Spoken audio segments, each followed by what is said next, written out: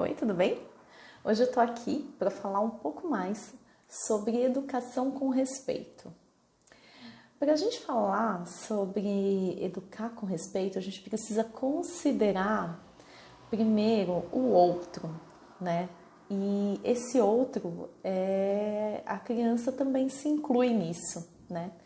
A gente vem de uma educação onde a nossa cultura não valoriza a criança, né? Onde acredita que criança tem que aceitar tudo, que criança não tem voz, que criança não pode exigir nada, né? E a criança, ela precisa sempre obedecer, né? E obedecer aos pais, e acabar com esse choro, e engolir o choro, enfim. Então, para a gente poder pensar em uma educação com respeito, é muito importante que a gente se disponha a quebrar paradigmas. A minha mãe, por exemplo, até hoje acredita que gripes e resfriados podem se pegar através da friagem, né? Então, se tá frio e você fica lá fora no frio, você pode ficar gripado. E isso é uma questão cultural. Eu penso que muitas mães, muitas avós, né, acreditam ainda nisso, mesmo com a ciência, né, provando o contrário, ela não consegue se convencer, né? Então aí a gente percebe o quanto que uma convicção é forte, né, na vida de um ser humano. E eu tô trazendo aqui esse exemplo justamente para ilustrar essa questão da convicção, essa questão de modelo mental, de comportamento que vai passando de geração em geração. E o quanto, se nós não questionarmos as coisas, a gente tende a repeti-las, né? Então, a ideia aqui, primeiro, é começar a questionar velhos paradigmas, né? E para que a gente possa buscar informação e, a partir daí, entender como que criança funciona. Criança não é um mini adulto, criança é criança, né? Ela é uma pessoa que está em formação. Se a gente entender que a criança é um mini adulto, a gente também vai entender que tudo que ela faz é para nos afrontar, porque a gente vai partir do princípio do nosso olhar e não do olhar dela, né? A gente vai considerar a situação a partir das nossas experiências.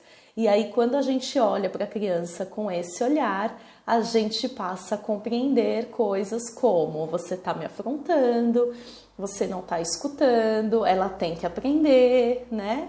E aí a gente tira a nossa responsabilidade de ter que ensinar, né?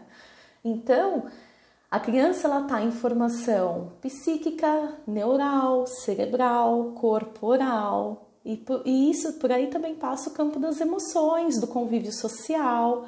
Tudo isso ela está aprendendo e tudo isso está em formação. Considerando isso, a gente entende que ela já não sabe muitas coisas, né? Então, se a gente for falar de uma criança na primeira infância, dos 0 aos 6 anos de idade, que não quer comer, não quer ir tomar banho, não quer ir dormir, não quer guardar os brinquedos, e todo dia você fala a mesma coisa, aquela criança não quer ir. E aí a gente vai entender por que ela não quer ir, porque ela tá brincando, porque ela tá assistindo o desenho dela favorito.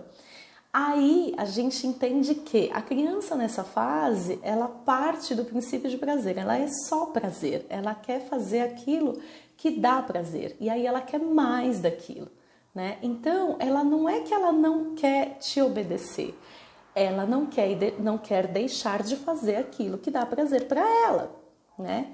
Aí entra num ciclo, né? Papai e mamãe afetado, muito bravo, porque todo dia tem que falar a mesma coisa, porque a criança não aprende, né? E aí a criança muito brava começa a responder papai e mamãe, começa a ficar brava, começa a jogar as coisas, começa a gritar, enfim, né? Posso citar aqui vários exemplos.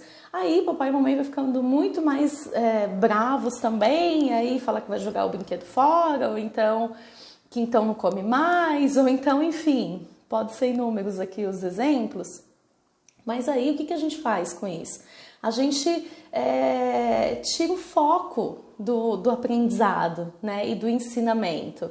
E, inclusive, a gente perde também a autoridade e é muito fácil com que a gente entre nesse momento no autoritarismo, né, onde a gente exige que ela obedeça e perca totalmente aquele meinho que é o aprendizado, né?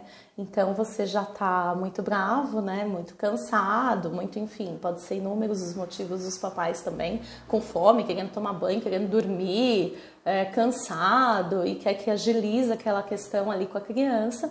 E aí é provável que o pai use da força, né, e a mãe, enfim, ou do autoritarismo para se fazer aquelas coisas acontecerem. Quando se usa o autoritarismo, que é diferente da autoridade, você cai na obrigação. Então você vai agora, você vai sair daí agora, você vai tomar banho agora, eu vou juntar todos os seus brinquedos agora, você vai comer agora, você vai sentar aqui. E aí os pais pegam no colo, e aí os pais usam da força, né? E aí fala, mas é que eu não sou agressivo, eu não bato. Tudo bem, mas isso também é uma falta de respeito, isso também é agressividade, né? Então, assim, pode existir formas diferentes de conduzir essa situação, né? E aí, o que acontece é que a criança cai no choro, aí ela não quer mais, aí tudo se perde, aí vai dormir chorando, aí tem aqueles ditados, né? Vai chorar na cama que é lugar quente, enfim. E aí, o que acontece? Se perdeu totalmente a conexão e se perdeu a oportunidade de aprendizado ali naquele momento, né? Quando você não consegue entender que o seu tempo é diferente do tempo da sua criança, quando você não consegue compreender que a sua criança ela tá ali não para te afrontar, mas sim porque ela quer continuar sentindo aquele prazer que aquela brincadeira ou aquele desenho estava dando para ela, né? E quando você perde isso, é muito provável que vocês caiam num lugar de desrespeito, né? E aí, o que acontece? Quando esse pai, essa mãe briga com essa criança, é muito comum que logo em seguida, enfim, seja por quais sejam os meios, essa criança vá fazer aquilo que foi mandado, não pedido, né? Porque ela ali é menor, né? E tem alguém mais forte que mandou. Então, eu que sou menor, eu obedeço. Não porque eu aprendi, mas porque eu fiquei com medo, porque eu fiquei assustado, porque eu fiquei, enfim, querendo voltar logo para aquilo que eu estava fazendo, ou porque eu fiquei muito triste, enfim, por qualquer que seja a razão. E aí, imediatamente, a criança vai buscar o adulto que brigou. Vocês já perceberam que quando você briga com seu filho, logo em seguida ele recorre a você? Ou recorre pedindo para brincar, ou recorre pedindo para ajudá-lo com qualquer coisa, ou até pedir desculpa, né?